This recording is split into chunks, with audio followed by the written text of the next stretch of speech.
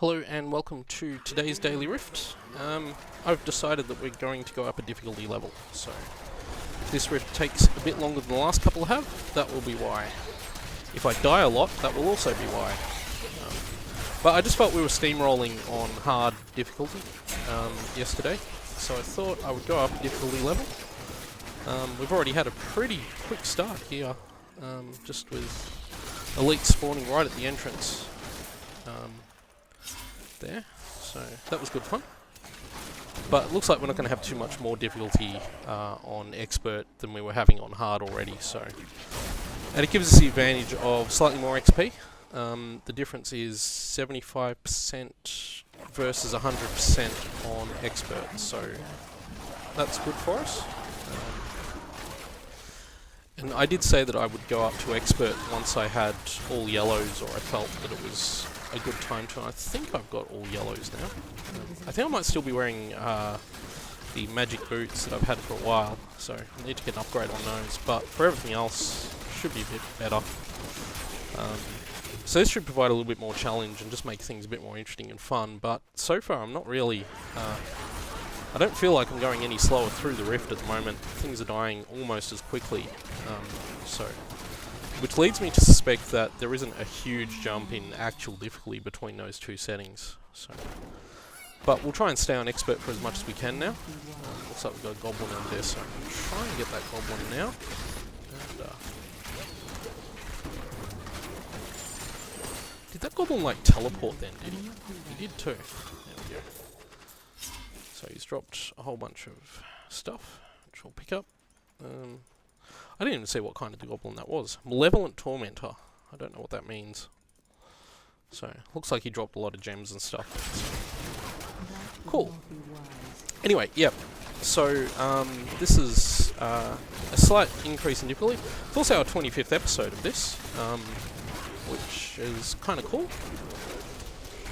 And it also means that this video going up means I've reached my goal of continuing to do videos until my birthday, which is actually tomorrow. And don't forget, if you like my videos and you want me to make more of them, you can buy me a birthday present on Steam from my Steam wishlist, which again will link in the description of this video. And I'll make a video about it and mention you in the video. So that's a thing you can definitely do. And you don't have to, you don't need to, but I'd appreciate it, and I'm sure that you might, if you feel like you want to be mentioned in a video by a small-time video producer on YouTube, then, well, I'm your man, so I think that's always a good thing. Anyway, back to the rift. So, my Paragon level's gone up again, and of course, before I started this rift, I forgot to actually assign the Paragon points, so I will try to remember to do it once we finish this rift. But my Paragon levels have gone up. I've been doing greater rifts with my main Demon Hunter, and they've worked out really well.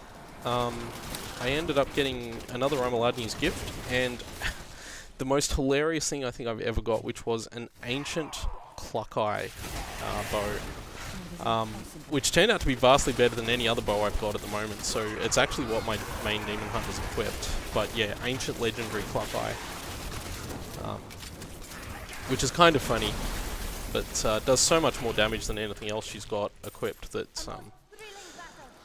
it's basically not worth it. I'm trying to roll a decent, I forget the name of the barb one, crossbow that's best in slot, crafted best in slot. Trying to roll a decent one of those at the moment, and I've spent a fair bit of my crafting resources on doing that, and my gold, which I have a lot of, so it's not too bad. But unfortunately I haven't managed to get anything that's as good as my ancient legendary Cluckeye at the moment, so. But yes. So the old Wind Force that I got a couple of weeks ago is gone, and that's what I'm using at the moment. So, I wonder if I'll get that lucky with this character later on as we go up. So, anyway. Yeah, it looks like this rift isn't going to be a super slow, so it looks like expert difficulty is fairly easy for us to handle right now. I won't go up to master for a while. Master is something I might even save until we're level 70, so we may even just continue leveling all the way up on expert. Unless I get really lucky with like legendaries and gem slots and stuff like that, I don't see myself going up to the Master difficulty anytime soon. So the goal with this character will be to get her all the way up to Torment 6, and clearing Torment 6, about as geared as what my current Demon Hunter has. So basically, yeah, you'll see the progression from level 1 through to level 70 and beyond with this character. So that's my goal, and it could be a long time before we get to a point where we're at that level. But one of the important things is knowing when to go up a difficulty level, because that helps progression by increasing the rewards you get, the experience and the gold you get, and all that kind of stuff. So, and I just feel, in general, that you should always play Diablo on the difficulty level you can best handle as a particular character. Like, if you're steamrolling a lower difficulty level, turn it up. If you're on Torment 6, obviously you can't do that, but if you're below Torment 6 and you're steamrolling that difficulty level, there's no reason not to go up. If you find you're dying on the higher level, maybe you weren't quite as equipped, and you can always put it back down later on. But in general, you should play at the best difficulty level you can, because the difficulty levels really aren't as difficult as you might think. Especially not these days with like the legendary sets and ancients and all those kind of stuff. You can gear yourself up basically for everything. Even Torment 6 isn't really as challenging as you might expect. Obviously you need the gear for it, but it's kind of like, if you're familiar with World of Warcraft, the raid tiers in World of Warcraft are the same, where you might struggle on a higher raid tier if you're not fully geared from a lower one.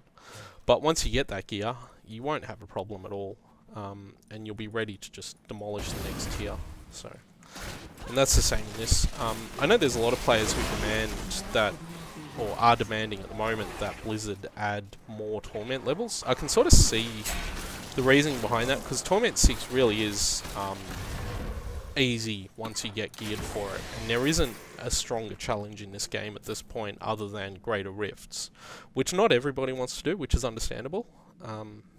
One thing I have been doing, actually, with my other Demon Hunter is I'm actually going through the story at Torment 6. Not for any particular reason, just because I wanted to see how it felt just doing the whole story again at that level, and because I haven't played through the story in a while. I just thought, you know what, let's see what Torment 6 is like at story. And I'm sort of progressing pretty slowly with it. I've just done the Skeleton King and the first two sword pieces. So I'm up to the last sword piece and heading off to Wortham in Act 1. I'm not really taking, I'm not really speeding through it or anything. I'm just taking my time going through it, because I haven't been through the story in this game in a very long time. Basically not since Adventure Mode was introduced, actually. Well, aside from completing Act 5 as a story game, I haven't been through it since then. Because whenever I roll a new character, I usually go straight to Adventure Mode. And that's cool. I don't think Blizzard should lock Adventure Mode off from characters who haven't beaten the story at least once. I think that's just unnecessarily limiting players' options with what they want to do.